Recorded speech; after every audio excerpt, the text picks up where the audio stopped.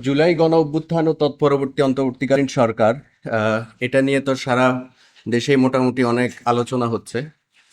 কিন্তু একটা গণ অভ্যুত্থান পরবর্তী সময় আসলে কি হয়, মানে গণ অভ্যুত্থানের আগে যখন আমরা বলছিলাম যে ফ্যাসিস্ট রাষ্ট্র ব্যবস্থার বিলোপ এবং রেডিক্যাল ট্রান্সফরমেশনের কথা বলছিলাম, গণ অভ্যুত্থানের পরে আমরা যে বিষয়টাকে ইঙ্গিত করছিলাম যে গণ অভ্যুত্থানের পরে বিপ্লব সংগঠিত হবে।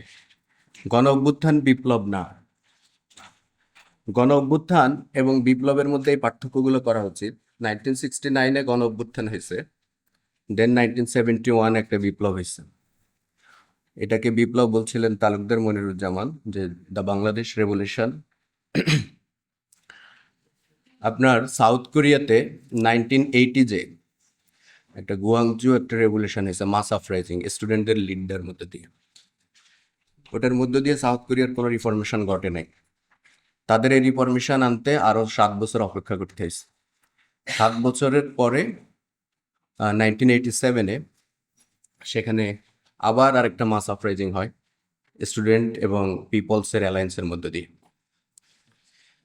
তো আমরা এখন ওই রকম একটা পরিস্থিতির মধ্যে আছি যেখানে মাস আপরাইজিং হয়েছে, গণ অভ্যুত্থান হয়েছে, কিন্তু রেগুলেশনটা এখনো ঘটে নাই।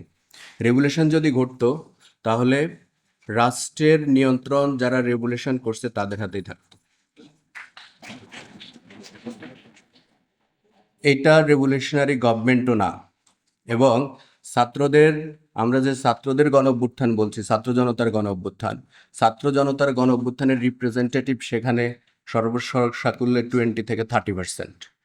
সো আমরা এটাকে বলতে পারি না যে এটা রেভলিউশনারি গভর্নমেন্ট অথবা গণ অভ্যুত্থানের সরকার। এখন আমাদের যে কাজগুলো করতে হবে, নেক্সট যে রেভলিউশন, সেই রেভলিউশনের জন্য গ্রাউন্ড তৈরি করা, এই কাজগুলো আমাদেরকেই করতে হবে, স্টুডেন্টদেরকেই করতে হবে। সেটার জন্য যেই যেই রিফরমেশন ট্রান্সফরমেশনগুলো আমরা চাই, আমাদের সেটা নিয়ে আলোচনা করতে হবে। আজকে দেখেন বিভিন্ন সংস্কার কমিটি গঠন করা হচ্ছে রাষ্ট্রের পক্ষ থেকে, কিন্তু সেখানে কোনো স্টুডেন্ট রিপ্রেজেন্টেটিভ নেই। এবং সেইখানে যারা নেতৃত্ব দিচ্ছেন তারা ওল্ড জেনারেশন, তারা 71-এর জেনারেশন, 80-এর জেনারেশন। তাহলে আজকে 24-এর যে জেনারেশন, তাদের বক্তব্য তারা কিভাবে ওন করবেন? এবং এই সংস্কার কমিটিগুলোর মধ্য দিয়ে অনেকগুলো, যেমন দেখছেন যে আপনারা এই আলোচনাগুলো না করার পরিণতিতে কি হচ্ছে। ইউনূস সাহেব গত পরশুতে একটা সাক্ষাৎকারে তিনি বলছেন যে সংবিধান আমরা কি পুরোটা ফেলে দিব নাকি কিছু কিছু জায়গায় সংস্কার করব। কিন্তু আমাদের কথা ছিল পুরো জিনিসটাকে আবার নতুনভাবে কিভাবে গঠন করা যায়, সেটা না করে এখন কেউ আলাপ দিচ্ছে অনুলিপি, পুনর্লিখন, কেউ আলাপ দিচ্ছে সংস্কার, কেউ আলাপ দিচ্ছে কিছু কিছু অনুচ্ছেদ বদলিয়ে ফেললেই হবে। কিন্তু এটা কি আমাদের স্পিরিট ছিল? কিন্তু সেটাই হইতেছে। তাহলে এই জায়গাগুলোকে আমাদের কোয়েশ্চেন করতে হবে। কিন্তু এটা না করে আমরা কি করতেছি, আমাদের ক্যাম্পাসগুলোতে আমরা নানান ধরনের অন্যান্য উৎসব নিয়ে বিজি হয়ে গেছি। যেটা মূল কাজ, যেগুলো নিয়ে আমাদের আলোচনা করা উচিত, সেটা না করে আমরা বিভিন্ন সাংস্কৃতিক প্রোগ্রাম নিয়ে ব্যস্ত আছি। আরেকটা দুঃখজনক ঘটনা হলো, সারা দেশে যেভাবে প্রথম দিকে মাইনরিটিদের উপরে হামলা হয়েছে, দেন এখন আবার মাজারের উপর হামলা হচ্ছে।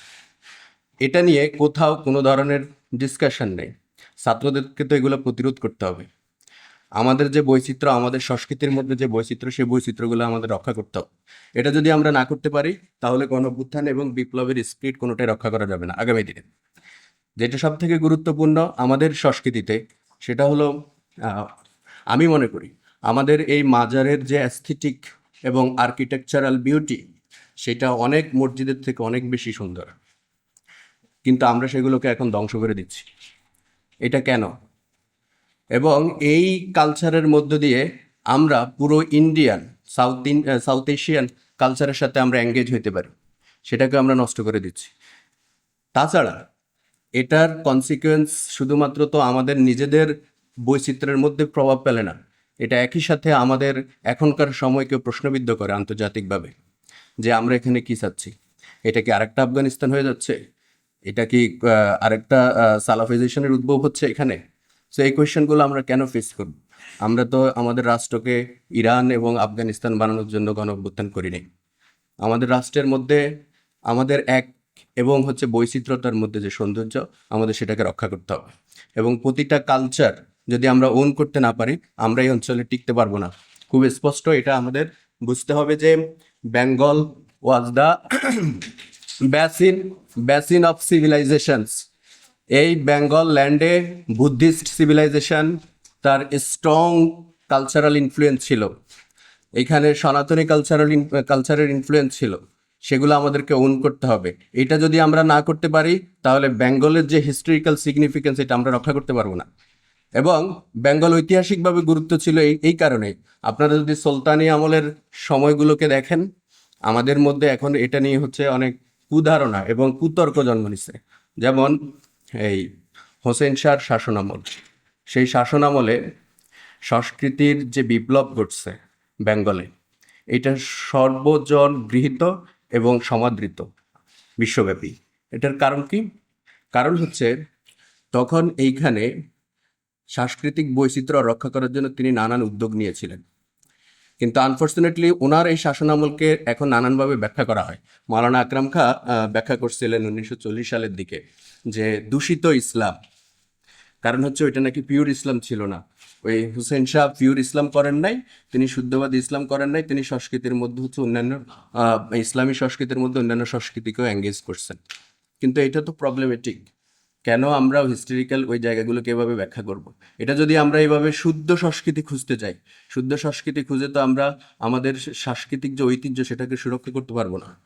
এবং আমরাও সর্বত্র হচ্ছে এক ধরনের বিজেপির যে ন্যারেটিভ, হিন্দুত্ববাদী ন্যারেটিভ, তাদের ন্যারেটিভের মূল স্পিরিটটা কি? স্পিরিটটা হচ্ছে ইন্ডিয়ান এই সিভিলাইজেশনের হিস্ট্রিতে শুধুমাত্র আর্যরাই এইখানকার স্থানীয়। তারা দেখবেন যে ইতিহাসবিদ রমিলা থাপার কিংবা যারা হচ্ছে ক্রিটিক করতেছিলেন যে হিস্ট্রিতে ইন্ডিয়াতে শুধুমাত্র তো ব্রিটিশরা এখানে নতুন করে আসে নাই, ইসলাম এখানে নতুন করে আসে নাই, এখানে আর্যরাও তো আসছে বহিরাগত। হিন্দুত্ববাদের ন্যারেটিভ হচ্ছে আর্যরা বহিরাগত না, আর্যরা লোকাল, আর বাকি সবাই হচ্ছে বহিরাগত। এখন আমরাও যদি এখানে এরকম কালচার তৈরি করতে চাই যে এখানে একমাত্র ইসলাম টিকবে, আর কিছু টিকবে না, আর কোনো সংস্কৃতি এবং বৈচিত্র্য টিকবে না, তাহলে বিজেপির সাথে আমাদের পার্থক্যটা কোথায়? সো আমাদেরকে এই জায়গাগুলোকে বুঝতে হবে এবং বুঝতে আমাদের বুঝে আমাদের রাজনৈতিক লড়াই অভিমুখটা তৈরি করতে হবে, যাতে আমরা আগামী দিনে যেই সমস্ত বিপদ এবং হচ্ছে ঝুঁকিগুলো আমাদের সামনে এখন ফেস করতে হচ্ছে এটা আমরা মোকাবেলা করতে পারি। ধন্যবাদ।